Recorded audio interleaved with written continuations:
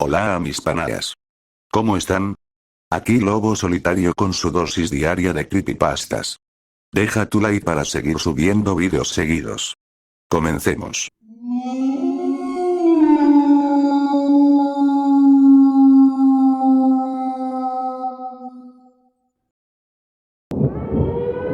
Ocupado.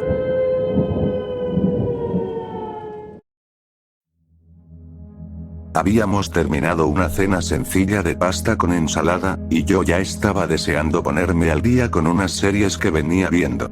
Lavé los platos, los metí al lavavajillas y me sequé las manos con un trapo áspero antes de ir hacia la puerta del baño, que estaba cerrada. Toqué suavemente y escuché la voz profunda de mi padre responder. Ocupado. Así que fui a la sala, me hundí en el sillón y pasé el rato jugando un rompecabezas en el celular.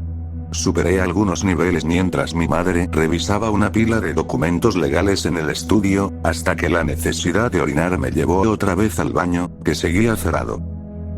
Apúrate, papá. Pedí, y me respondió con una tos profunda y apagada, seguida de un dame un minuto. Miré la hora en el celular y me di cuenta de que ya llevaba al menos media hora ahí dentro. Le dije eso a través de la puerta y me contestó. Solo tengo el estómago un poco revuelto, necesito un minuto. Algo empezó a sentirse muy mal. Tal vez era la falta de humor en su voz, sin su típico tono gruñón, o quizá el hecho de que el año pasado lo habían operado y desde entonces lo veía más mortal, más frágil. Voy a usar el de ustedes entonces. Solté con fastidio, pero no obtuve respuesta. Fui al estudio a avisarle a mi madre, pero no estaba ahí. Subí las escaleras hasta su habitación y la encontré vacía, con la puerta del baño cerrada también. Toqué y escuché su voz, plana, decir: ocupado. Me pregunté si ambos habrían sufrido algún tipo de intoxicación alimentaria, y como solo necesitaba orinar, salí por la puerta trasera y lo hice detrás del arbusto. Me sentí algo expuesto con la brisa nocturna, pero al menos ningún vecino podía verme. Regresé a mi cuarto, encendí la tele e intenté olvidarme del asunto. 2 episodios después, una sensación persistente de inquietud me hizo revisar la puerta del baño otra vez. Seguía cerrada con llave. Papá, ¿qué pasa? ¿Puedo traerte algo? Pregunté con preocupación. Estoy bien, solo dame un minuto. Respondió con ese mismo tono vacío. Miré el celular. Habían pasado 2 horas. Algo estaba muy mal. Corrí escaleras arriba hasta el baño de mis padres. Mamá, ¿qué pasa? ¿Estás bien? Grité desesperado. Estoy bien, solo dame un minuto. Respondió, con las mismas palabras exactas. Han pasado 2 horas. Claramente algo anda mal. Grité sin poder ocultar mi miedo. Solo un segundo, dijo ella. Creí oír algo, tal vez un zumbido eléctrico o de insectos, algo raspante, apenas audible y que se desvaneció enseguida. Me rendí, volví a mi habitación y seguí viendo la serie. Debí haberme quedado dormido, porque cuando abrí los ojos ya era de día y el celular marcaba las 10:45. Caminé medio dormido hasta el baño y giré la manija. Seguía cerrado. El estómago se me revolvió al recordar lo de anoche. Toqué la puerta. Ocupado. Respondió la voz de mi padre. Y entonces lo escuché. Un sonido apagado, como el de las cigarras, pero más bajo, más grave. Contuve las ganas de llorar y noté el olor. No era de cañería, sino ese hedor agrio de un ratón muerto bajo el refrigerador, el mismo olor pútrido que se siente al tropezar con medio ciervo en el bosque. Giré la manija y dije: papá, estoy muy preocupado, por favor abre la puerta. Escuché una tos baja y llena de flema, seguida de una respuesta ronca y vibrante. Dame un minuto. Corrí arriba. La puerta del baño de mis padres seguía cerrada. Golpeé. La voz de mi madre repitió. Dame un minuto, idéntica, mecánica. Docenas de moscas revoloteaban por el dormitorio, zumbando mientras las apartaba con las manos. Saqué el celular con los dedos temblorosos y marqué al 911, sin presionar todavía el botón de llamada. Abran la puerta ahora o llamo a la policía. Exigí. Sin respuesta. Llamé. Les expliqué que mis padres no salían del baño hacía más de 10 horas, que algo estaba muy mal. Tras insistir un poco, aceptaron enviar un oficial. Esperé en el sofá. Abrí puertas y ventanas para ventilar ese olor repugnante que llenaba la casa, pero las moscas no dejaban de entrar. Una hora después escuché el motor del auto afuera y salí a recibir a los oficiales. Los guié hasta el baño.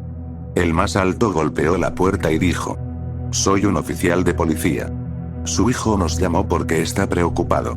¿Podrían abrir la puerta, por favor?». Le respondió el sonido del inodoro al vaciarse. Probó la manija, seguía cerrada. «Por favor, abran la puerta ahora o nos veremos obligados a hacerlo». Silencio. El otro oficial asintió con gesto serio. El más alto sacó una herramienta, forzó el cerrojo y abrió. De inmediato se tapó la cara con el brazo. «Dios mío», murmuró, tosiendo y casi vomitando. Lo que quedaba de los cuerpos de mis padres fue retirado mientras yo estaba sentado en la parte trasera del patrullero. No era sospechoso, me lo aclararon. Solo tenían muchas preguntas sobre por qué no había llamado antes.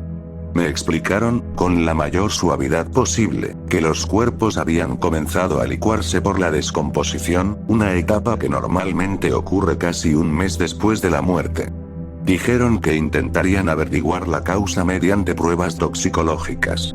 Mientras tanto, me he estado quedando con mi tío, que vive cerca y ha sido muy amable durante todo este infierno que me atormenta y llena de desesperación. Su casa es mucho más pequeña, con un solo baño, al que entró hace más de una hora después de cenar. El pánico corre por mis venas.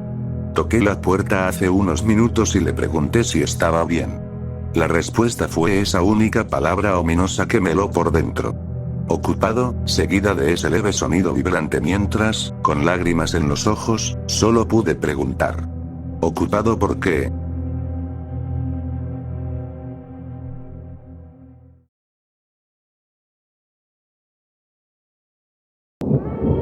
Encontré una ventana al infierno.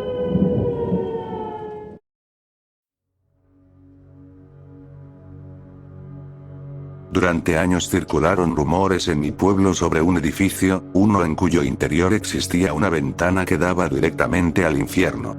En los años 70, un hombre se mató a sí mismo y a su familia en un asesinato brutal, después de afirmar que la había descubierto días antes. En los 90, un adolescente que había asistido a mi escuela les dijo a sus amigos que la había encontrado, pero se negó a describírsela a nadie. Cuando sus amigos lo llamaron mentiroso y se burlaron de su historia, Jeremy desapareció. Lo encontraron 3 semanas después, el 24 de marzo de 1998, en el fondo del hueco de un ascensor. Ese día quedó grabado como uno de los más tristes en la memoria de nuestra escuela. Siempre fue una leyenda local en nuestro vecindario obrero. Nunca pensé mucho en eso, hasta que encontré la nota. Había ido a la biblioteca a buscar libros sobre finanzas, tratando de mantenerme a flote y ver si lograba recuperar un poco más de dinero en los impuestos de ese año. Había logrado ahorrar algo, pero necesitaba una forma de salir de las deudas. En nuestra biblioteca, la sección de impuestos está justo al otro lado del mismo estante que la de religión, y cuando saqué un libro sobre deducciones, vi a través del espacio una marca en otro libro del lado opuesto. No la habría notado si no fuera por el inconfundible tono borgoña de la sangre seca en el papel. Alcancé el libro desde el otro lado del estante y vi que era un ejemplar sobre la muerte y la vida después de ella. Saqué el marcador ensangrentado de entre las páginas dobladas y lo leí. Era una nota en una hoja vieja, o mejor dicho, una dirección. Debajo había una huella de pulgar ensangrentada, más pequeña que la mía. Estuve a punto de dejarla ahí, pero tuve un mal presentimiento y decidí revisar la fecha del último préstamo del libro. March 3 RD, 1998. El día en que Jeremy desapareció. Supe que no era una coincidencia. Supe que debía haber devuelto el libro y olvidarlo, pero esa curiosidad que te empuja a mirar cuando pasas junto a un accidente horrible me ganó. Esa sensación de que algo te obliga a mirar, aunque no quieras. La curiosidad puede más que la razón. Sabía que tenía que ver lo que Jeremy había visto. Metí la nota manchada de sangre en el bolsillo, desbloqueé mi teléfono, escribí la dirección en el mapa, seleccioné la ruta más rápida y, poco después, subí al autobús que me llevaría hasta allí. Estaba a solo 15 minutos. La ansiedad me subía por la espalda. Empecé a sudar y el corazón me latía a toda velocidad. Pero tenía que verlo. Necesitaba saber si existía algo más allá de este mundo aburrido y gris, presenciar alguna prueba, algún indicio de una vida después de la muerte, de algo que la ciencia no pudiera explicar. Fui criado como católico, pero desde muy niño había dejado de creer en seres superiores o en algo más allá de la muerte. Sin embargo, estaba seguro de que ese era el lugar que Jeremy había encontrado el día que habló sobre haber visto la puerta al infierno, antes de negarse a decir una palabra más y, supuestamente, quitarse la vida. No podía detenerme. Bajé del autobús y seguí el mapa en el teléfono, pasando por edificios semiderruidos, tiendas de esquina y licorerías. No tardé en llegar. Frente a mí estaba el edificio abandonado, con una puerta abierta que parecía invitarme a entrar. No había nadie, salvo algún vagabundo que pasaba de vez en cuando. Entré sin dificultad, con miedo pero decidido. El olor a humedad, moho y podredumbre me golpeó de inmediato. Puse la linterna del teléfono y avancé entre la suciedad y los restos que habían dejado drogadictos, saqueadores y vándalos. Había envolturas de comida rápida, barro seco, trozos de aislamiento, latas de pintura en aerosol y agujas. El lugar era un desastre. Subí por unas escaleras de madera que crujían, solo para encontrar más basura. Revisé las paredes, pero no vi nada fuera de lo común, solo ventanas rotas y cubiertas con tablas. Después de 15 minutos, estaba listo para rendirme, cuando volví a mirar la nota en mi bolsillo. La mancha de sangre bajo la dirección tenía una forma peculiar, y al mirarla con atención, noté que era una flecha, apuntando hacia abajo. Regresé a la planta baja y comencé a apartar montones de ropa húmeda y periódicos podridos hasta que lo vi. Una trampilla de sótano oculta bajo la alfombra manchada. Siempre llevo una multiherramienta Leatherman, pocas veces la uso, pero siempre resulta útil. Y esta vez, lo fue. La escotilla estaba clavada, pero después de unos minutos de esfuerzo, logré arrancar los clavos oxidados y levantarla. El olor a polvo, moho y ratas muertas era insoportable. Bajé con cuidado por una vieja escalera de madera, asegurándome de que los peldaños podridos no cedieran y me dejaran atrapado. Lo noté casi de inmediato. Un resplandor de luz. Al principio pensé que faltaba un ladrillo, hasta que recordé que estaba completamente bajo tierra. Un escalofrío me recorrió el cuerpo al entender que lo que veía era físicamente imposible.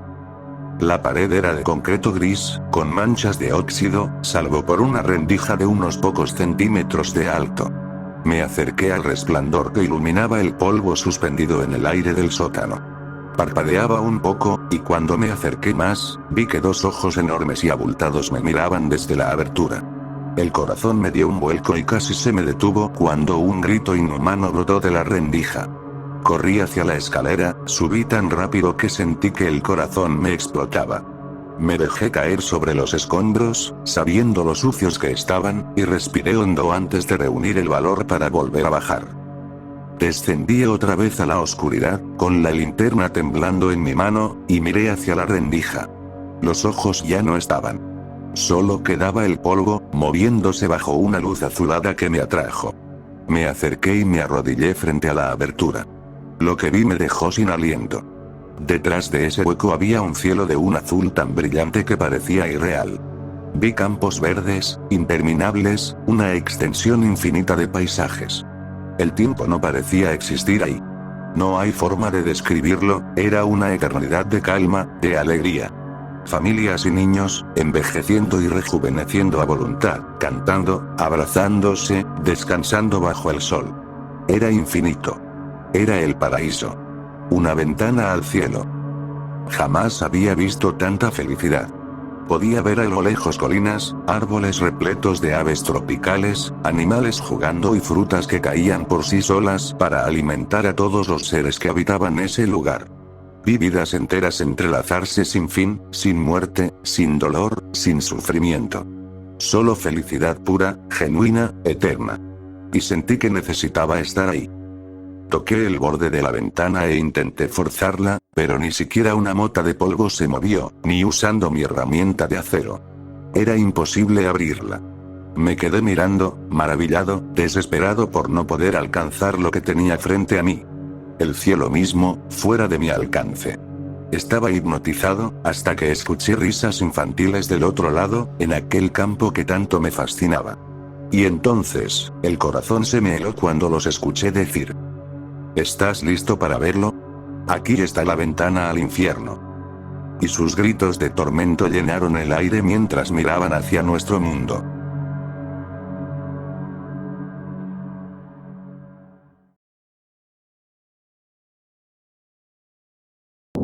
Organizaron una cena para robarme a mi bebé. Y mi marido lo sabía.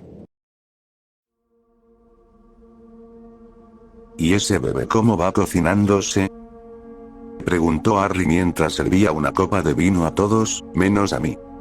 Ha estado jugando mucho al fútbol ahí dentro, te lo aseguro. Respondí, riendo y apoyando las manos sobre la barriga.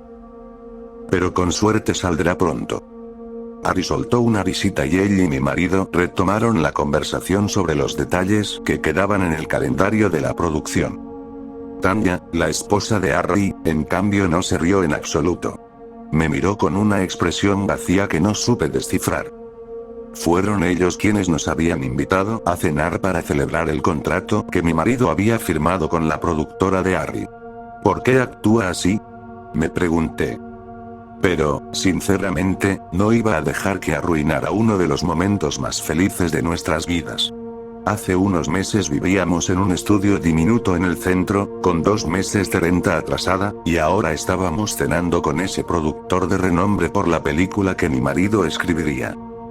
Cada mañana me despertaba agradecida de tener esto antes de que naciera el bebé. Estaba de 7 meses. Si soportar que esa mujer me mirara como si fuera un animal de zoológico era el precio, lo pagaría con gusto. Pero las cosas se pusieron raras cuando, sintiéndome nauseabunda, me excusé para ir al baño, como ya lo había hecho varias veces esa noche. Mientras me lavaba las manos para volver, escuché un golpe en la puerta. Me voy. Les dije a quienes estuvieran del otro lado. Al abrir, estaba Tanya. Se quedó allí, mirando por encima del hombro como si comprobara que nadie la vigilara. Tienes que salir. Susurró como si me contara un secreto. O te quitarán al bebé. Antes de que pudiera preguntar qué, dio media vuelta y regresó al cuarto donde estaban nuestros maridos. Volví a sentarme en la mesa, inquieta. ¿Qué quería decir? ¿Lo había oído mal? Frente a mí, Tanya fingía seguir la conversación de los hombres, evitando mirarme, como si no hubiera dicho nada. Pasaron minutos de silencio entre nosotras mientras la charla de los hombres se volvía más ruidosa con el vino. Este es realmente un momento especial, dijo Harry a mi marido, con voz emocionada. Recuerdo cuando Tanya estaba embarazada. Era la más hermosa. Harry puso torpemente la mano sobre la de ella y ella correspondió con una media sonrisa. ¿Qué pasó?, solté, curiosa después de lo del baño. Se miraron, y vi a mi marido apartar la vista, incómodo. Harry abrió la boca para contestar, pero Tanya habló primero. Lo perdí, dijo, clavando sus ojos en los míos antes de girarlos hacia su marido. Pero supongo que valió la pena. Su rostro mezclaba cinismo y tristeza. Harry se levantó rápido y le pidió que lo ayudara a servir el postre desde la cocina. Ella lo siguió sin protestar. Todo aquello encendió una alarma en mi cabeza. Y empeoró cuando escuché que en la cocina estallaba una discusión susurrada y acalorada entre Tanya y Harry. La reacción de mi marido fue lo peor. Se quedó sentado junto a mí, en silencio, con la cara más culpable y avergonzada que jamás había visto. Entonces sonó el timbre. Harry salió corriendo de la cocina a abrir. Entró un hombre mayor y malhumorado. Lo reconocí porque mi marido me lo había descrito antes. Era el director de la película. Harry y mi marido lo trataron como a un rey, colmándolo de alabanzas y llenándole la copa, pero él mantuvo el rostro pétreo. El único momento de alegría que percibí fue cuando me saludó y notó mi barriga. Una sonrisa ancha se dibujó en sus labios que me recorrió la espalda como un escalofrío. Nunca me dijiste que venía. Le susurré a mi marido. Él y el equipo estaban cerca y decidieron pasar. Contestó. No se quedarán mucho. Pero yo quería irnos ahora. Seguí, intentando ser educada. No me encuentro bien. Te prometo que nos iremos justo después del postre. Dijo con una sonrisa de borracho. Todos hablan del cheesecake de Tanya. Dicen que es increíble. Tenemos que probarlo. Obviamente, el postre ya no era lo mío. Mi ansiedad crecía mientras más gente entraba. El diseñador de vestuario, la jefa de maquillaje, el director de VFX, incluso algunos actores. Todos llegaron, uno a uno. Se saludaron y luego me miraron a mí, como si yo fuera la protagonista de alguna película retorcida que se estaba rodando en esa casa. Tanya regresó de la cocina con una bandeja de platitos para el equipo. En su rostro vi que los despreciaba. Pero el mío me lo trajo Ari en persona, sosteniendo el plato como si fuera un tesoro. Cuando lo dejó frente a mí, sentí que todas las miradas se clavaban y un silencio inquietante inundó la sala. Miré el cheesecake. Se veía delicioso, pero ya estaba segura de algo. Había algo más en él. Definitivamente no debía comerlo. Ahora mismo no me encuentro bien. Dije. Quizá lo pruebe después. Cariño, al menos dale un bocado. Dijo mi marido, mientras Ari aún permanecía delante, expectante. No tengo hambre.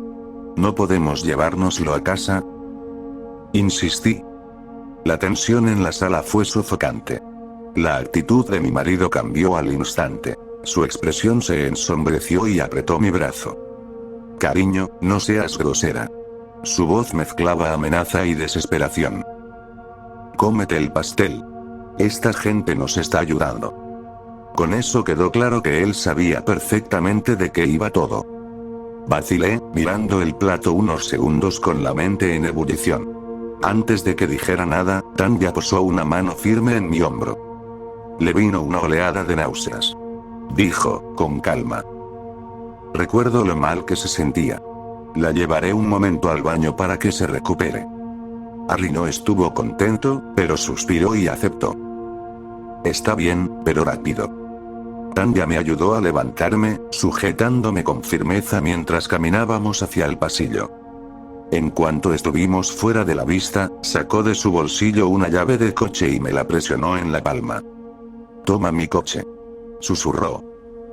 Está aparcado afuera, segundo a la izquierda. El corazón me latía a 1000. ¿Y tú? Ya me quitaron todo. Respondió, con los ojos llenos de lágrimas. Estaré bien. Vete. Ahora. Me siguió hasta el baño, cerró con llave y me ayudó a saltar por la ventana. Corrí hacia donde me indicó tan rápido como una mujer de 7 meses puede hacerlo. Me temblaban las manos mientras buscaba la llave, pero en cuanto el motor arrancó, pisé a fondo. En el espejo retrovisor vi la casa empequeñecerse y mi teléfono llenarse de llamadas perdidas de mi marido.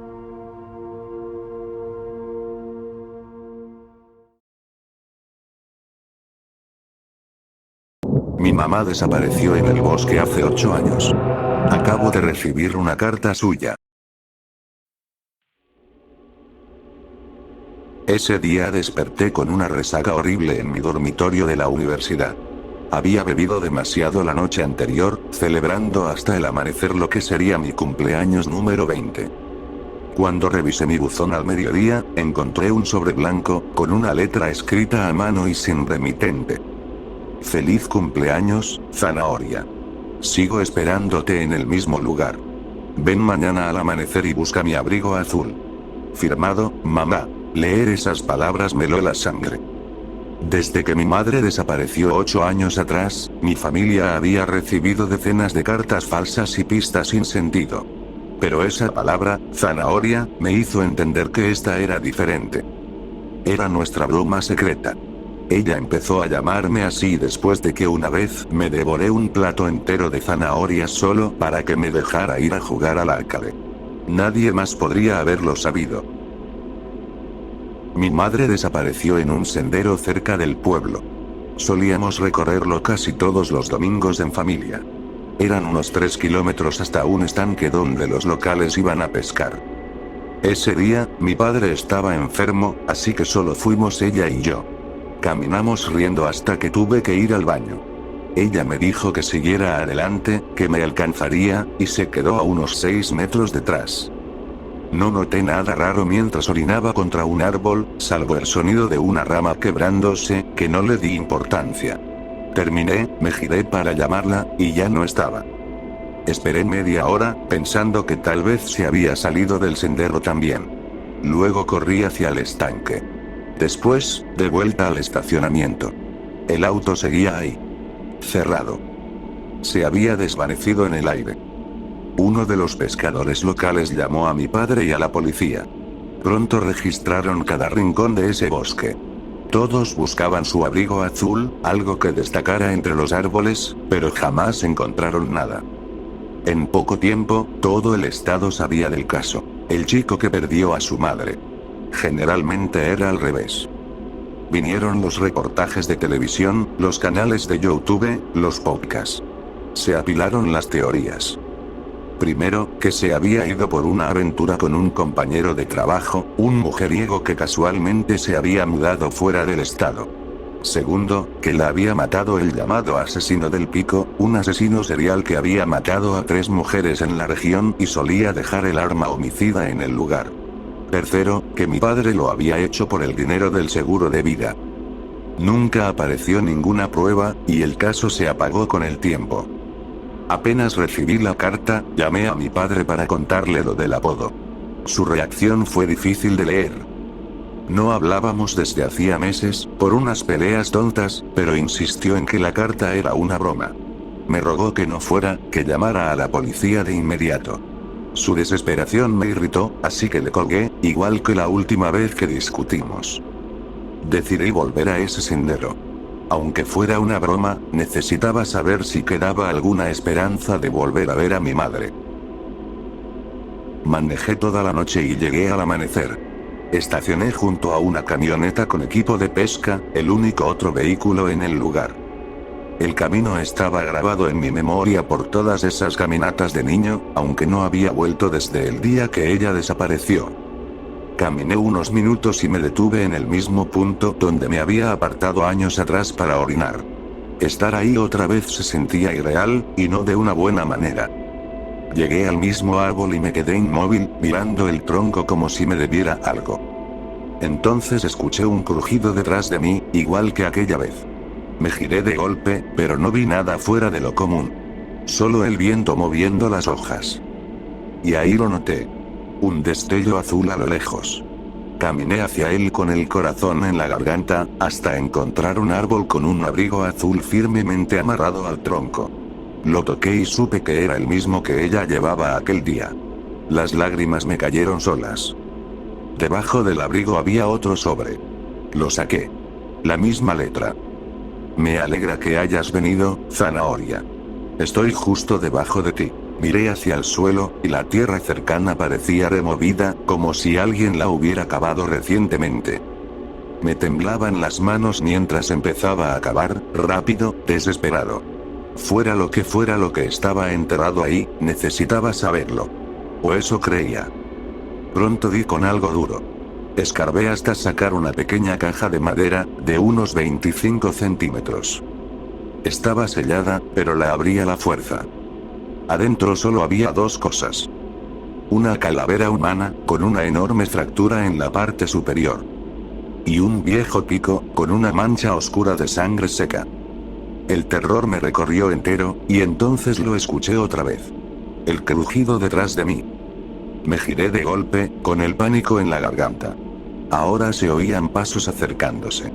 Quienquiera que la hubiera matado, venía a terminar el trabajo conmigo. Más crujidos. Más cerca. Mis ojos buscaban entre los árboles, desesperados por ver algo. Y entonces lo vi. Una figura vestida de negro, con un sombrero. Y detrás de él, 3 siluetas más. Policías. Resultó que mi padre había llamado a medio departamento de policía del pueblo, rogándoles que me detuvieran. Eso me salvó la vida. Me contaron que la camioneta que vi probablemente pertenecía al asesino del Pico. Cuando la registraron, encontraron cabello, pedazos de piel e incluso un dedo cortado. Dentro había docenas de cartas, todas escritas igual que las que yo había recibido. Por alguna razón enferma, parecía obsesionado conmigo. Como si quisiera terminar lo que había empezado con mi madre años atrás.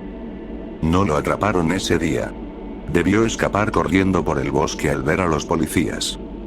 Lo único bueno fue que, a pocos metros de ahí, encontraron otra caja con los restos de mi madre. Por fin pudimos darle un entierro de verdad. Pero no puedo quitarme de encima la sensación de que nada ha terminado. Aún no sé qué quería ese monstruo de mí. Aún no sé cómo supo sobre el apodo Zanahoria. Y, lo más importante, aún no sé dónde está. Sigue allá afuera.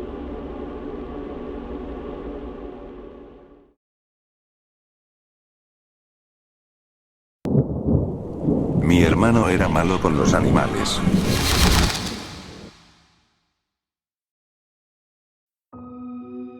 Mi hermano Caleb era cruel con los perros. En realidad era cruel con todo. Gatos, conejos, ardillas. Y sobre todo con otras personas. Incluso conmigo. Yo era su hermano pequeño, pero cualquier cariño familiar se le había perdido por completo al bruto que era mi hermano mayor.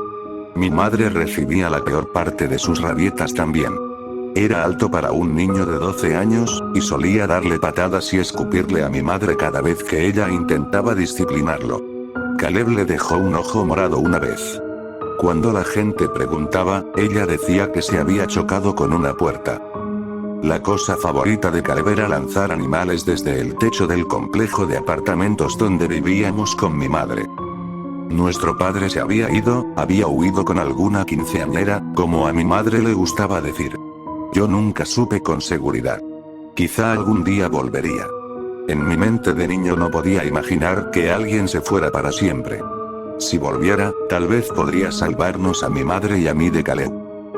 Caleb empezó a hacer daño a los animales después de que papá se fuera. Al principio fueron pequeñas cosas. Lombrices y ranas las tiraba desde el edificio sobre el hormigón. Cientos de cucarachas y escarabajos se precipitaron por el borde. Después pasaron a ser cadáveres de animales que encontraba en la carretera. Luego comenzó a robar las mascotas de los vecinos. A la mañana la gente encontraba a sus queridos gatos y perros muertos al pie del edificio. Todos sabían que alguien se los estaba llevando y matando, pero no sabían quién. Yo tenía demasiado miedo para contárselo a nadie. Demasiado miedo de mi hermano. Si alguna vez le cuentas esto a alguien, Jacob, te tiro. Me siseó después de lanzar a su última víctima desde el tejado. Yo le creí. El gato de la vieja señora Reis, Mozart, era la última posible víctima de mi hermano. Él sonreía todo el tiempo mientras yo suplicaba que soltase el gato. Me gustaba ese gato. Era muy viejo, totalmente negro con pelos grises en su brillante pelaje. Se quedaba sentado al sol esperando a que la señora Reis volviera a casa. Ronroneaba cuando lo acariciaba y nunca hacía daño a nadie. Caleb se rió en mi cara mientras sostenía al gato delante de mí. El pobre Mozart maulló de dolor y miedo. Sus pequeñas patitas agarraban el aire mientras me miraba con una expresión suplicante en los ojos. En mi cabeza pude oírlo gritar pidiendo ayuda. Caleb balanceó de nuevo al gato hacia mí, y con su último maullido lamentable yo me lancé sobre mi hermano. Sus ojos se abrieron de par en par cuando me abalancé y dejó caer a Mozart sorprendido. El gato aprovechó para salir corriendo escaleras abajo hasta ponerse a salvo. Empujé todo mi peso contra mi hermano, obligándolo a retroceder hasta el borde del tejado. Jacob, maldito. No llegó a terminar la frase. Aún recuerdo la expresión de asombro en su rostro mientras caía del edificio hasta el suelo de abajo.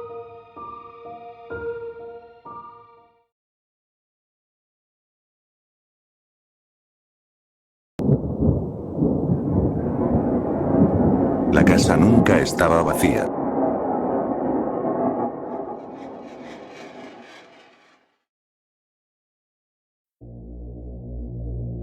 La casa había estado desocupada todo un año ese verano. Mi tío observaba con desdén la enorme y hermosa vivienda que antes había servido como casa de vacaciones. Por la expresión en sus ojos, podía adivinar que no tenía la mejor opinión de sus antiguos vecinos. Había conocido a los anteriores habitantes solo una vez. Parecían buenas personas. Habían sonreído y saludado, pero nunca hablamos. La casa pertenecía a un matrimonio, los Chapman, ambos médicos exitosos. Tenían hijas gemelas que eran unos años menores que yo. La pequeña casa de 2 habitaciones de mi tío y aquella gran estructura ahora en decadencia eran los únicos edificios en varios kilómetros a la redonda. Mi tío Craig no había estado muy contento cuando los nuevos vecinos compraron la propiedad y comenzaron la construcción. Pero terminó aceptándolos de mala gana cuando notó que solo venían de vez en cuando, y que eran muy tranquilos y respetuosos. Yo acababa de obtener mi licencia de conducir y quería pasar un tiempo con mi tío, solo los dos. Él se mostró bastante emocionado al verme llegar por primera vez en el auto de mi padre. No los culpo por querer tener una casa aquí. Es un lugar hermoso, sin ruido, donde puedes hacer lo que quieras. Dijo, señalando los acres de bosque casi intacto. Pero cuando ellos aparentemente abandonaron la propiedad, no le quedó nada bueno que decir sobre ellos. ¿Cuál es el sentido de tener una casa tan hermosa si la vas a dejar pudrirse? No tiene lógica. Buzó, mirando la pobre estructura como si su estado ruinoso fuera una ofensa personal. ¿Murieron? Pregunté, tratando de encontrar una explicación lógica, aunque trágica. No. Escupió. Cuando estuve en la biblioteca los busqué por internet. Ambos siguen vivos, ambos siguen siendo doctores, seguramente ganando millones de dólares. Me encogí de hombros. Tal vez, se olvidaron de la casa. Mi tío me lanzó una mirada y luego soltó una carcajada breve. ¿Cómo puedes olvidarte de toda una casa? Cuestionó. Supongo que no puedes. Admití. A mis espaldas escuché cómo se abría y se cerraba la puerta con mosquitero. Me estremecí al oír los pasos de mi tío Slade acercándose. ¿Están hablando de la casa de esos malditos ricos de allá? Dijo, más como una afirmación que como una pregunta. Mi tío Craig miró a su hermano, y por el leve ceño que puso supe que no estaba nada contento de verlo despierto. Así es, Slade. Estábamos comentando qué pena da ver una casa tan bonita venirse abajo. Explicó Craig. ¿Crees que todas sus cosas siguen ahí dentro? Preguntó Slade, cruzando la mirada con él. Craig se encogió de hombros, pero pude notar que estaba incómodo. Tal vez temía hacia dónde iba esa conversación. Nunca vi un camión de mudanza, si es eso lo que estás preguntando. Admitió. Eso mismo te estoy preguntando, Craig. Por si se te olvidó cómo suena una pregunta. Le lanzó una mirada dura. Yo mantuve la vista fija al frente. Slade era un tipo volátil incluso en sus mejores días. Tomaba todo como un desafío. Craig era el único de sus hermanos que todavía mantenía contacto con él. Mi tío Slade había estado en prisión por acosar a una exnovia, y por golpearla en la cara cuando descubrió que estaba saliendo con otro. Aquel incidente fue la gota que colmó el vaso para que toda la familia lo cortara de sus vidas. La agresión, junto con los robos y unas cuantas décadas de abuso de drogas, por supuesto. Excepto Craig, que aún toleraba sus visitas esporádicas. Yo había planeado pasar unas horas con mi tío favorito, poniéndonos al día. Pero Slade apareció pidiendo dinero para gasolina y algo de comida, y Craig accedió. Esperaba que siguiera dormido en el sofá hasta que fuera hora de irme. Me atreví a mirar hacia atrás y vi cómo Slade observaba la casa con una mirada depredadora, como un gato que ha visto a un pájaro con un ala rota. Una sonrisa lenta se formó en su rostro. Vamos a echarle un vistazo al lugar. Dijo. No supe si se refería a mí o a Craig, así que me quedé callado. Craig se mostró de inmediato incómodo, incluso un poco asustado. Slade, no creo que sea buena idea. Dijo, moviéndose de un pie al otro, un tic nervioso que ya le conocía. La sonrisa de Slade se ensanchó aún más, hasta parecer más un gruñido que una sonrisa. Solo pienso que es una pena que todas esas cosas se hayan quedado ahí. Es prácticamente un crimen. Me lanzó una mirada en la última palabra, y yo me encogí. ¿Qué dices, Miles? ¿Quieres hacer algo de exploración urbana con tu tío Slade? Tal vez encontremos algo que te guste. Sus ojos se clavaron en mí, y sentí imposible sostenerle la mirada. Bajé la vista y negué con la cabeza. No, gracias. No necesito nada. Respondí, con más timidez de la que pretendía. Slade soltó una carcajada burlona ante mi torpeza. Eso significa que habrá más para mí. Y dicho eso, bajó del porche y se encaminó hacia la casa abandonada. Craig le gritó desde atrás. Slade, de verdad no creo que sea buena idea. Le suplicó. Slade no se giró, solo levantó ambas manos en el aire, mostrando el dedo medio en cada una. Lo observé mientras rodeaba la casa. Pasaron unos 5 minutos y escuchamos claramente el sonido de un vidrio rompiéndose. Maldito Slade, murmuró Craig entre dientes, negando con la cabeza. ¿Cómo pude tener un hermano tan idiota? Refunfuñó. ¿Crees que se meterá en problemas? ¿Deberíamos llamar a alguien? Pregunté, sin quitar los ojos de la casa. No. Respondió suavemente, con tono derrotado. No quiero mandar a mi hermano a la cárcel por algo tan tonto como esto. Se frotó las sienes, como si le doliera la cabeza. ¿Por qué sigues soportándolo, tío Craig? Mamá y la tía Linda ni siquiera quieren hablar de él. Pregunté despacio, esperando no haberme pasado con la pregunta. No siempre fue así. Cuando éramos niños y papá murió, él intentó protegernos a todos. Pero mamá empezó a salir con tipos realmente malos, y Slade siempre se interponía entre nosotros y ellos. Craig suspiró y cruzó los brazos.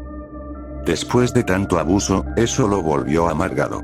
Tu mamá y Linda eran demasiado pequeñas para recordar lo peor. Cuando fueron lo bastante grandes para entender, mamá ya se había casado con un tipo decente. Pero para Slade ya era tarde. Había empezado con las drogas, y todo se fue cuesta abajo desde entonces.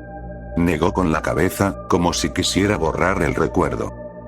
Decidí quedarme con Craig hasta que Slade reapareciera. No quería dejar solo a mi tío favorito con el más inestable de todos. Pasó 1 hora, luego 2. Craig encendió la parrilla y prometió hamburguesas y una cerveza fría si le prometía no contarle a mis padres que le estaba sirviendo alcohol a un menor. Le prometí no decir nada. Pasaron 2 horas más y ya estaba cayendo la noche. Slade había desaparecido por más de 4 horas. Lo que al principio fue una molestia, empezaba a volverse preocupación. A menos que el tonto haya encontrado un cofre lleno de oro, ya debería haber vuelto. Dijo Craig, sin intentar ocultar la preocupación en su voz. Vamos a buscarlo. Tal vez se lastimó. ¿Y si el piso se hundió algo? ¿O si un oso lo atacó? Sugerí. Craig me dio una leve sonrisa. Aquí no hay osos, Miles. ¿Tienes una linterna?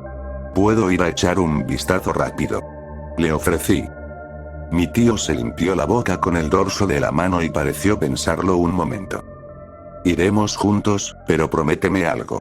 Pase lo que pase, no entres a esa casa, a menos que escuchemos a Slade, ¿de acuerdo? Me dijo, tocándome el hombro. Se veía tan preocupado que asentí de inmediato. Además, prefería no entrar a esa casa a menos que fuera absolutamente necesario. Aunque estuviera abandonada, no quería arriesgarme a una denuncia por allanamiento. Tomamos unas linternas y empezamos a caminar. De cerca pude ver más del deterioro que desde lejos, pero honestamente no se veía tan mal. No había ventanas rotas y la puerta principal estaba bien cerrada. El techo también parecía intacto. En lugar de lucir siniestra, la casa se veía triste, como si en silencio estuviera pidiendo ayuda. Al llegar al patio trasero, un olor nauseabundo me golpeó la nariz. No sabía que tenían una piscina. Estaba llena de agua de lluvia y ramas caídas. Ranas nadaban en el agua turbia, y creo que también vi un par de tortugas. A esas alturas era prácticamente un estanque artificial. Si los Chapman alguna vez regresaban, no había forma de reparar el daño. La puerta corrediza de vidrio en la parte trasera estaba destrozada. Ese debía de haber sido el ruido que escuchamos horas antes. Apunté con mi linterna a través de la puerta rota, tratando de ver si encontraba a Slade. La luz iluminó la cocina. Había una gruesa capa de polvo sobre cada superficie, pero por lo demás todo estaba intacto. Era como mirar una cápsula del tiempo. Incluso había una botella de vino a medio llenar sobre la encimera. El olor del interior me llegó a las fosas nasales y tosí, escupiendo.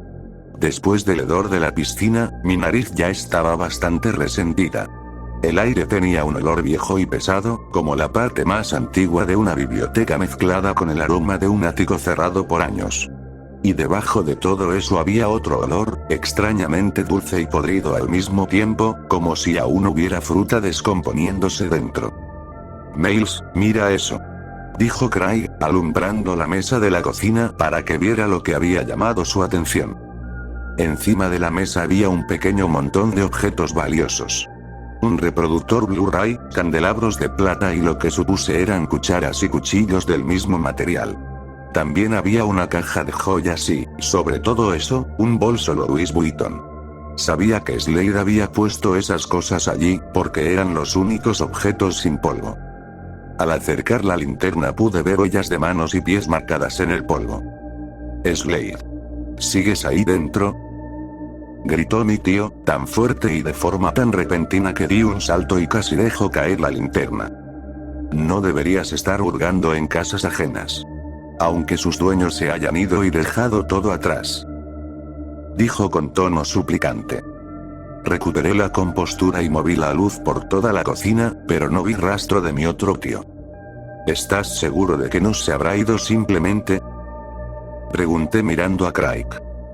Me devolvió la mirada, con el rostro tenso. Slade no se iría sin su coche. Y tampoco se iría sin esas cosas que ves en la mesa. No respondí, porque tenía razón. Si estaba en algún lugar, seguía dentro de la casa. ¿Quieres que entre a buscarlo? Pregunté. No, no hagas eso. Dijo Craig, tomándome del hombro y alejándome de la puerta rota. No puedo explicarlo, Miles, pero este lugar me pone los pelos de punta. Ahora que lo veo de cerca, no me da buena espina. Un escalofrío me recorrió la espalda. ¿Qué tal si voy al frente y miro por las ventanas? Propuse.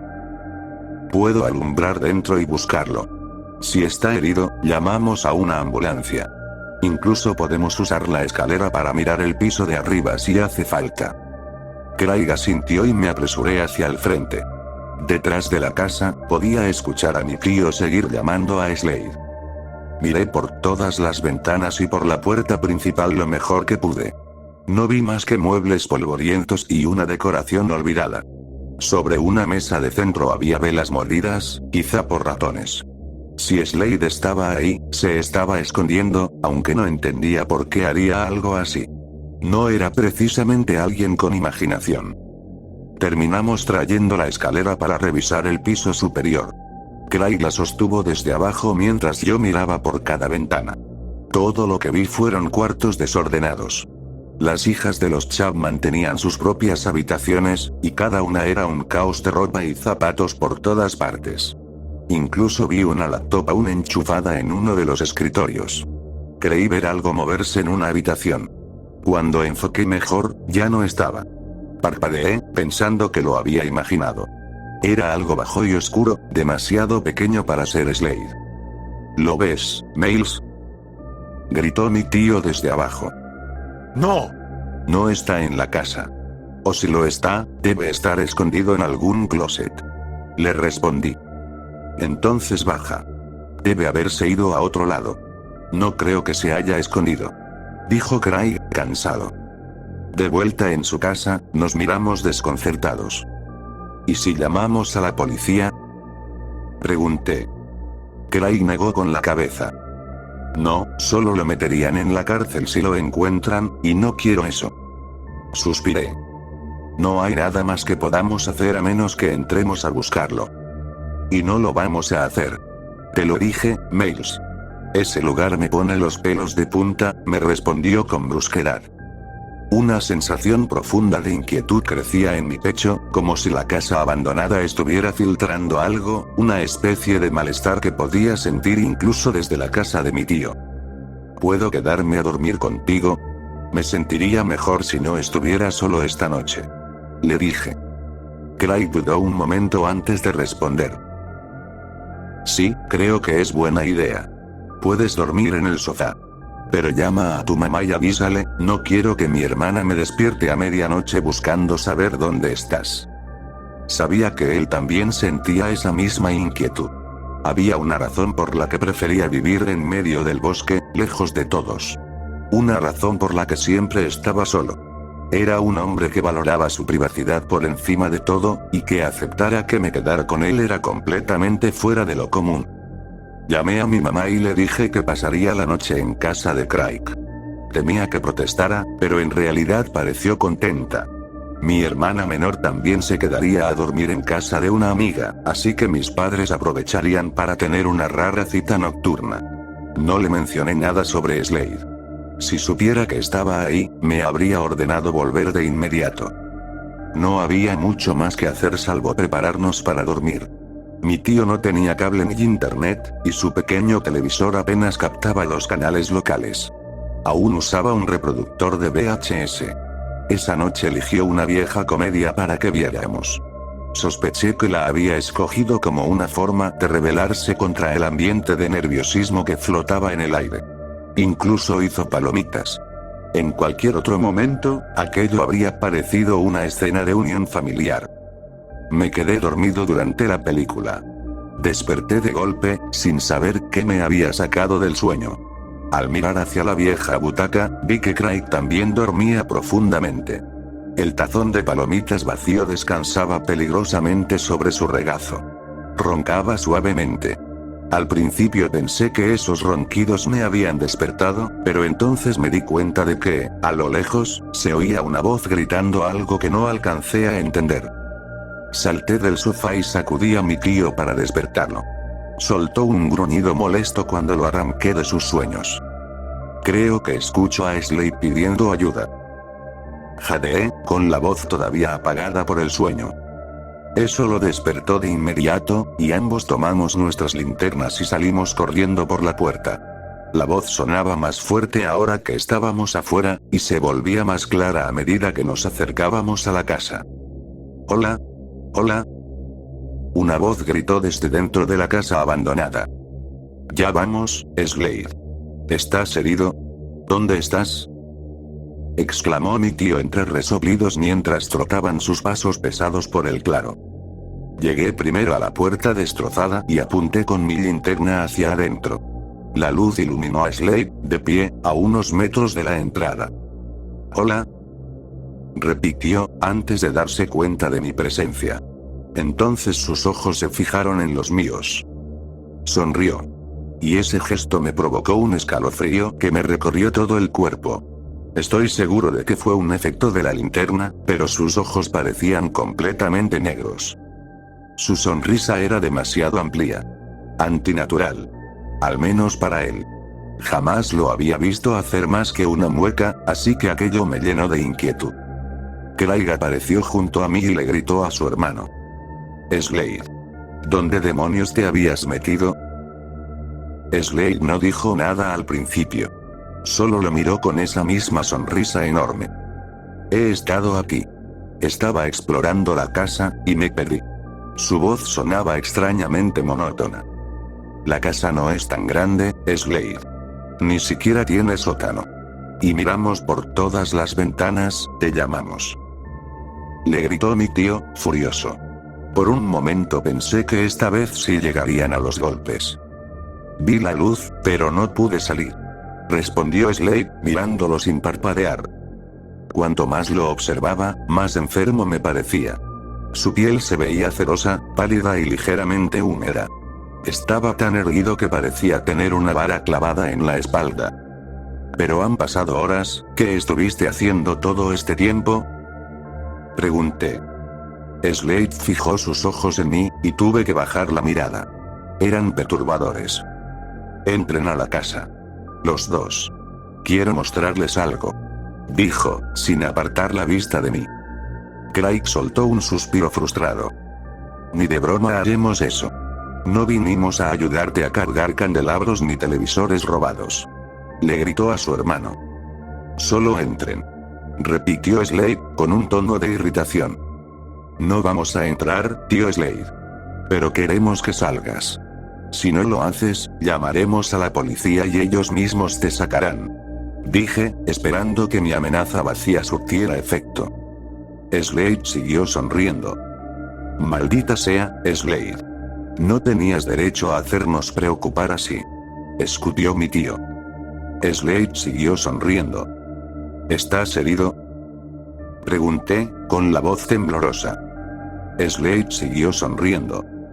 Respóndele el chico.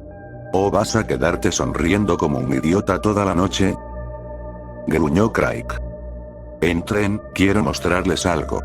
Dijo Slade, haciendo un gesto con la mano. Fue el primer movimiento que había hecho desde que empezó a hablar. Craig volvió a resoplar. Verlo enojado era algo a lo que no estaba acostumbrado. Siempre había sido el más calmado de la familia. Dio un paso adelante y se detuvo justo en el umbral de la puerta rota. Slade sonrió aún más. Craig extendió la mano, metiéndola en la oscuridad de la casa. Vamos, solo. No alcanzó a terminar. Slade se lanzó hacia adelante y le agarró la mano con una fuerza brutal, tirando de él con tanta violencia que pensé que iba a arrancarle el brazo. Craig soltó un grito de dolor y sorpresa, y se aferró al marco astillado de la puerta para no ser arrastrado completamente hacia adentro. Slade emitió un sonido bajo, un siseo que no parecía humano, sino el rugido de una serpiente enorme saliendo desde lo más profundo de su cuerpo. Me quedé congelado por un segundo, antes de lanzarle mi linterna a la cabeza. El golpe dio justo en su ojo, pero ni siquiera pareció afectarlo. Rodeé a mi tío por el pecho y tiré hacia atrás con todas mis fuerzas. Craig gritaba una cadena interminable de insultos y maldiciones contra su hermano. Con un último tirón caímos los dos de espaldas sobre el suelo del patio. Mi tío cayó encima de mí y mi cabeza golpeó el concreto con tanta fuerza que mi vista se nubló. Cuando recuperé el enfoque, vi a Slade de pie en el umbral, sonriendo otra vez. Deberían entrar. Dijo. Craig se levantó tambaleando. No dejó de maldecir ni un segundo. Se sujetaba el hombro y tenía el rostro retorcido de dolor. Vámonos, Miles. Murmuró con la voz ronca, y empezó a trotar lentamente de regreso a su casa. Miré una última vez a Slade, que seguía inmóvil en la puerta. Por suerte, no parecía tener intención de seguirnos. Era como si no pudiera abandonar la casa. O como si algo lo retuviera adentro. Llevé a mi tío al hospital. Su hombro estaba efectivamente dislocado. La otra mano la tenía cortada por aferrarse al marco de la puerta, aunque por suerte no era tan grave como se veía. Igual me revolvía el estómago ver la carne abierta. Respiré aliviado cuando la vendaron. Craig se veía demacrado, con la mirada perdida. Cuando los doctores le preguntaron cómo se había lastimado, mintió. Me caí del pecho. Dijo, lanzándome una mirada rápida. Por alguna razón, todavía quería proteger a su hermano. Esa noche, mientras lo llevaba de vuelta a casa, sentí la rabia hervir dentro de mí. ¿Por qué mentiste? Slade pudo haberte matado. Era como si estuviera drogado o algo así. En el asiento del copiloto, Craig no abrió los ojos. Ese no era mi hermano. Murmuró con la voz ronca y vencida. El día siguiente llegó demasiado rápido, y yo no había dormido nada desde que lo dejé en su casa. Craig se había quedado dormido en el sofá, y yo pasé la noche despierto, con un bate de béisbol en las manos y el 911 marcado en el teléfono. Nunca había odiado a nadie, pero en ese momento odiaba de verdad a Slade. Mi madre y mi tía tenían razón en haberlo apartado de sus vidas. Casi esperaba verlo irrumpir por la puerta para matarnos a los dos. Al recordar sus ojos negros, sentí ganas de vomitar. ¿Qué clase de droga podía causar algo así? Cuando amaneció, regresé a la casa. Fue una estupidez hacerlo solo, pero el bate me hacía sentir un poco más seguro, y parte de mí quería usarlo. Al asomarme por la puerta rota no vi rastro de Slade. Los objetos robados seguían sobre la mesa. Mi linterna, la que le había lanzado, seguía en el suelo con la luz débil de las pilas muriendo. Y el auto de Slade todavía estaba ahí. ¿Podía seguir escondido en la casa? No entres, Miles, dijo mi tío en voz baja detrás de mí. Di un salto y solté un pequeño grito al girarme. Casi me matas del susto. ¿No podías avisar antes? Le solté, entre dientes. Craig sonrió con cansancio. Vamos, si no pudiste oír a un gordo herido caminando detrás de ti, creo que eso es culpa tuya. A pesar del agotamiento, solté una risa. Incluso Craig sonrió. ¿Crees que sigue ahí dentro? Pregunté. Su rostro se ensombreció. No, Miles, no creo que Slade esté ahí en absoluto. Susurró. Esperé unas horas más antes de que mi madre me obligara a volver a casa. Nunca le conté lo que pasó esa noche. Además, Craig me pidió que no lo hiciera. No le digas que estoy herido. Si lo haces, vendrá con una cazuela y empezará a hacer preguntas. No quiero eso. Me rogó. Slade nunca volvió. Con el tiempo, Craig movió su auto detrás de la casa y lo cubrió con una lona. Sus heridas sanaron, pero juraría que desde entonces su mirada quedó marcada, como si algo lo persiguiera. Años después, durante las vacaciones de la universidad, volví a visitarlo y me quedé a pasar la noche. Los años lo habían suavizado, y ya no le molestaba tanto tener compañía. Además, yo ya tenía 21 años y podía disfrutar una cerveza legal con mi tío favorito. Esa noche, mientras veíamos una película de acción barata en su pequeño televisor y compartíamos una Guinness, creí escuchar una voz distante. Dejé la cerveza y miré a mi tío. Sentí un escalofrío recorrerme la espalda cuando él levantó la vista y nuestras miradas se cruzaron. Sus ojos lucían tan cansados, tan resignados, mientras asentía despacio, reconociendo que él también la había oído. Ignora eso, Miles, dijo con un susurro. No hay nadie allá afuera. Nadie en absoluto.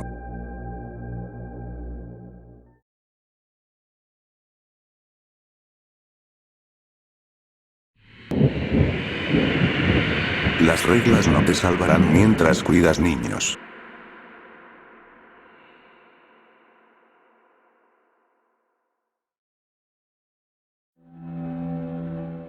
Me encantaba cuidar niños. Con solo 17 años, solía cuidar a mis hermanos menores cuando mis padres salían. Así que tenía algo de experiencia. Siempre sentí pasión por hacerlo, y soñaba con dedicarme a eso a tiempo completo. Todas mis amigas trabajaban en supermercados o en comida rápida. Personalmente, ni llenar estantes ni servir hamburguesas me parecía interesante. Claro, el pago era mejor, pero cuidar niños me daba una emoción diferente, una especie de adrenalina buena. Durante mucho tiempo, mis padres me decían que tenía un don con los niños pequeños, y que en mi tiempo libre podía cuidar a otros para ganar dinero extra. Pero, sinceramente, nunca me importó el dinero. Con darles un buen recuerdo para el futuro, me sentía más que pagada. Siempre me consideré la niñera divertida. Jugaba con los niños, los dejaba quedarse despiertos un poco más, pero siempre me aseguraba de que durmieran a una hora razonable. En mi pequeño pueblo tenía buena reputación. Era conocida por ser confiable. Me recomendaban a cualquier familia que necesitara una niñera con urgencia. Claro, había padres raros y niños más raros todavía, pero, al menos, eran los que más pagaban por adelantado. Hace poco recibí una llamada de una madre desesperada. Decía que necesitaba una niñera para esa noche, mientras asistía a un evento importante del trabajo. Tenía 2 hijos. Rafael, de 10 años, y Taylor, de 6. Su familia se había mudado hacía poco a una casa pequeña, a solo 15 minutos caminando desde mi vecindario. Le aseguré que me encantaría cuidar a sus hijos durante unas horas. Me ofreció $500 cuando terminara el evento. Le dije que saldría enseguida y que llegaría en unos 20 minutos. La conversación fue corta. Sonaba apurada, dijo que debía arreglarse rápido y colgó. Con la llamada terminada, empecé a empacar una pequeña bolsa con juegos de mesa y crucigramas sencillos para pasar el rato con los niños. Luego emprendí el camino hacia la casa. Si tan solo hubiera sabido en lo que me estaba metiendo. Al llegar, toqué suavemente la enorme puerta de madera. Mientras esperaba, una sensación incómoda me recorrió el cuerpo. Como si algo, o alguien, me estuviera observando. A los pocos segundos, una mujer alta y delgada, de cabello negro azabache, abrió la puerta. Se presentó como la señora Keiper. Antes de marcharse, me dejó claro que debía seguir las reglas que había dejado escritas en la mesa del comedor. Le aseguré que así lo haría. Se despidió de sus hijos con un beso y les dijo que se portaran bien, y que no querían que yo terminara como la última niñera. Intenté preguntarle qué quería decir con eso, pero ya se había subido a su Lexus rojo y se marchó. Cerré la puerta y me presenté como Mandy a los niños. Mientras ellos jugaban, me acerqué a revisar las reglas que su madre había dejado para mí. Tomé el papel pensando que serían las típicas indicaciones que dejan los padres. Hora de dormir, no mucha azúcar, cosas así. Qué equivocada estaba. La lista decía: Hola, Mandy. Te agradezco mucho por aceptar cuidar a mis hijos con tan poca anticipación. Estoy segura de que te llevarás bien con ellos, pero esta hoja no es para alabarte tus habilidades. Si sigues estas simples reglas, sobrevivirás. Primero. Ambos niños deben estar en sus habitaciones, con las puertas cerradas con llave, antes de las 8:30. Bajo ninguna circunstancia abras las puertas después de esa hora. Intentarán convencerte de dejarlos salir, incluso podrían intentar derribar la puerta. Ignóralos. Se cansarán solos. Segunda regla. Entre las 8:55 y las 10:21 evita usar malas palabras o comportarte de forma inapropiada. Es por tu seguridad. Los ojos siempre estarán observando y escuchando. Para distraerte, mira las películas que dejé en la sala. Tercero. Ignora el sótano a toda costa. No interactúes con él. No abras la puerta sin importar lo que pase. Si escuchas gemidos o gritos, ignóralos. Se desvanecerán después de unos 10 minutos. Si pasas frente a la puerta, no te detengas más de 30 segundos. Si sientes el impulso de abrirla, ignóralo y enfócate en la película. Es por tu propio bien. Cuarto. Alrededor de las 10:30 podrías escuchar pasos fuertes arriba. Si bajan por las escaleras, escóndete de inmediato. Esa cosa detecta el movimiento y los ruidos fuertes. No te muevas. No hagas ruido. Desaparecerá después de 6 minutos. Quinto. Exactamente a las 10:38 oirás rasguños en la puerta trasera. Saca el plato que dejé envuelto en el refrigerador y colócalo frente a la puerta. Si ves 4 ojos verdes a través del vidrio, date la vuelta y regresa a la sala. Cierra los ojos por 15 segundos. No debes permitir que su imagen entre en tu mente. Sexto. Si se va la luz alrededor de las 11 en punto, no te muevas. Repito, no te muevas. Esa entidad detecta el más mínimo movimiento. Intentará provocarte imitando voces de personas que conoces o de seres queridos ya fallecidos. Te acosará por unos 10 minutos. Sé fuerte. Ignóralo. Es por tu seguridad. Séptimo. A las 12:21 escucharás un golpe firme en la puerta principal. No abras, a menos que la voz diga una serie de números al azar. Si lo hace, abre rápido y dile que la casa que busca está 3 puertas más abajo. Luego cierra enseguida. Es el cobrador. Hace rondas semanales para asegurarse de que todo esté en orden. Octavo. Si escuchas golpecitos en la ventana de la sala, ábrela lentamente y mantén contacto visual con la entidad afuera. Pase lo que pase, no apartes la mirada hasta que desaparezca. Odia que lo miren, y solo ataca si dejas de hacerlo por más de 30 segundos. Suele aparecer entre las 12:30 y la 1 en punto, así que mantén los oídos atentos. Si sigues todas las reglas, estarás bien. A menos que seas la última niñera. Ten cuidado y presta atención a estas advertencias. Que tengas una linda noche, carita feliz. Señora Keiper. Dejé la nota sobre la mesa, sintiendo el peso de lo que acababa de leer. Miré mi teléfono. 8:19. Cuando levanté la vista, los dos niños estaban de pie, uno al lado del otro. Me miraban con sonrisas amplias, torcidas, descompuestas. Y empezaron a acercarse lentamente hacia mí. ¿Qué carajos está pasando?